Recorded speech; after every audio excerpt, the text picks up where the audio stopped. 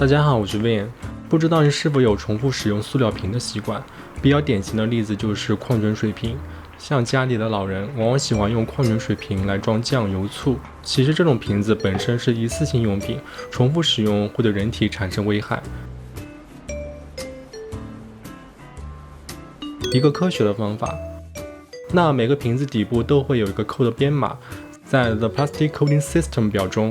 依次解释不同编码表示的成分以及应用事例，看上去很复杂。最简单和健康的建议是，在1到7类编码中，5和7是相对安全的，可以重复使用，其中7类又经常用于塑料水杯。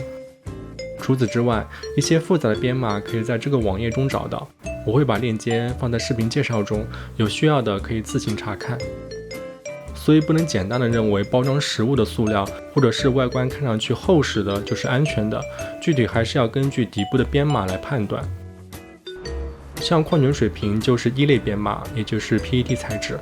其实这种塑料并不是不能重复使用，只是在高温下或长期使用时会产生有害物质，短期内用来装温水似乎就没有什么问题。但是日常使用，我们无法去精准测量塑料的变化，潜移默化中会何时产生有害物质，从而进入身体，我们更是无法得知的。因此，对于盛放食物的塑料瓶，除了明确可重复使用的编码之外，其他类型的塑料我是不建议重复使用的。我家中保鲜盒的盖子、汤勺都是5类编码，可以重复使用装取食物，并且可以放进微波炉中加热。但有一点需要注意，这2个是外卖包装盒，在其底部我发现都是标有5类编码，而且还有微波炉适用标志。但即使如此，我也不是很放心，因为这个透明餐盒的材质非常软，并且摸上去也很劣质。